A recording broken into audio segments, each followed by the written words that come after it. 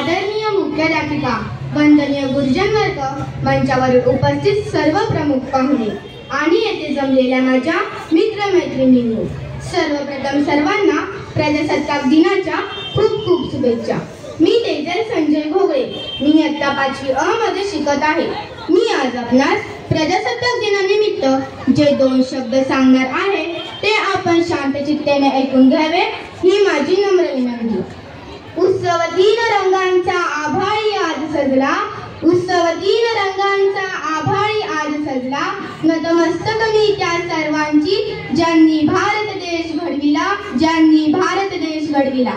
आज आपण 26 जानेवारी रोजी भारतीय संविधानाच्या अंमलबजावणीचे स्मरण करण्यासाठी येथे जमलो आहोत।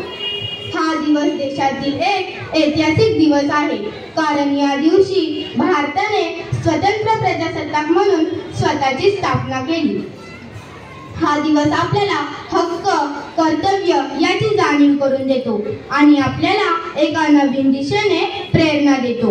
भारतीय प्रजासत्ताक हा दिवस प्रजासत्ताकात दरवर्षी 26 जानेवारी रोजी पाळला जाणारा राष्ट्रीय दिन आहे। भारतीय संविधान हे संविधान समितीने 26 जानेवारी 1949 रोजी स्वीकारले व 26 जानेवारी 1950 रोजी हे संविधान अंमलात आले। पंडित जवाहरलाल नेहरू यांनी 31 डिसेंबरला लाहोरमध्ये रावी नदीच्या काठी अशोक चक्रांकित ध्वज फडकावून प्रजासत्ताकाची म्हणजे स्वातंत्र्याची घोषणा दिली। 26 जानेवारी या दिवशी आपण ध्वजारोहण करून देशाला वंदना दिली जाते। या दिवशी पूर्ण महाराष्ट्रभर राष्ट्रगीत म्हटले जाते आणि आदर व्यक्त केला जातो। हा दिवस देशातील एक सुवर्ण दिन आहे। या दिवसाची प्राप्ती देशभक्तांच्या बलिदानातून मिळाली होती।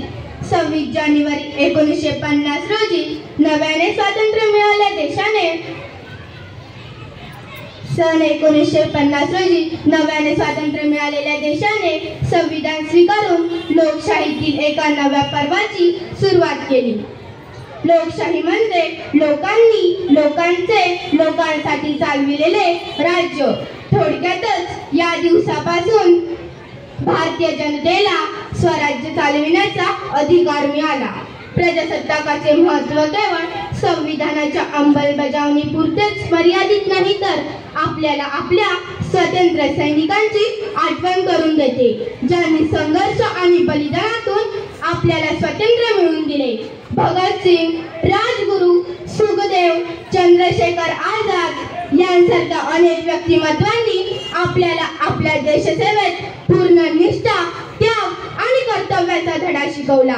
या महान व्यक्तिमत्वांनी आपल्याला हे समजावून सांगितले की स्वातंत्र्य हा केवळ अधिकारांचे पालन करण्यापुरताच मर्यादित नाही, तर आपली ही एक जबाबदारी आहे। आज आपण डॉक्टर बाबासाहेब आंबेडकरांनी लिहिलेल्या संविधानाखाली राहत आहोत। हे संविधान लोकशाही मूल्याचे एक प्रतीक आहे। हे संविधान आपल्याला समानता, स्वातंत्र्य आणि न्यायाचा अधिकार देते। हे संविधान आपल्याला हे आठवणीत करून देते की प्रत्येक माणसाला सन्मानाने आणि आदराने जगण्याचा अधिकार आहे। त्याचवेळी आपल्याला हे लक्षात आणायला पाहिजे की स्वातंत्र्य केवळ अधिकारांचे पालन करण्यापुरतेच मर्यादित नाही, तर आपली ही कर्तव्य आहेत ती आपण पार पाडणे तितकेच महत्त्वाचे आहे। सन 1950 मध्ये भारताला स्वातंत्र्य मिळण्यापासून आपण अनेक क्षेत्रात खूप काही मिळवले आहे। क्रीडा क्षेत्रात विचार करत अनेक खेळाडूंनी ऑलिम्पिक पदके जिंकली आहेत। अंतराळ संशोधनात भारताने खूप मोठी प्रगती केली आहे। चंद्रावर यशस्वी चंद्रयान मोहिमेने भारताची ताकद दाखवून दिली आहे। चंद्रयान 2 आणि अलीकडचे चंद्रयान 3ने भारताची ताकद दाखवून दिली आहे। आणखी एक उपलब्धी म्हणजे मंगळयान, ज्याने भारत मंगळावर पोहोचणार हा पहिला आशिया देश बनवला। उपग्रह प्रक्षेपण आणि अवकाश तंत्रज्ञानात भारताने खूप मोठी प्रगती केली आहे। अर्थव्यवस्थेच्या बाबतीत भारताने जागतिक व्यापार, तंत्रज्ञान आणि औषध निर्माण क्षेत्रात खूप काही साध्य केले आहे. देशाने आरोग्य सेवा सुधारली आहे, शिक्षणाचा विस्तार केला आहे आणि डिजिटल पायाभूत विकसित केला आहे. 26 जानेवारी हा दिवस साजरा करत असताना मला या कामगिरीचा खूप अभिमान वाटतो आणि अधिक प्रगतीची अपेक्षा करते.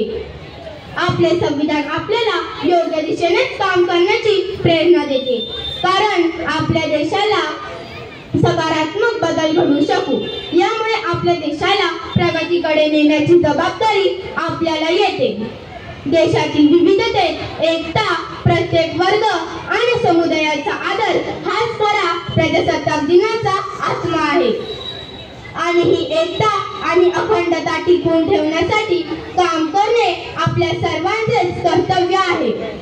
विविधतेत एकता आहे आमची शान, विविधतेत एकता आहे आमची शान, म्हणूनच आहे आमचा भारत देश महान, म्हणूनच आहे आमचा भारत देश महान. एवढं म्हणून मी माझे 2 शब्द संपवते. जय हिंद, जय महाराष्ट्र.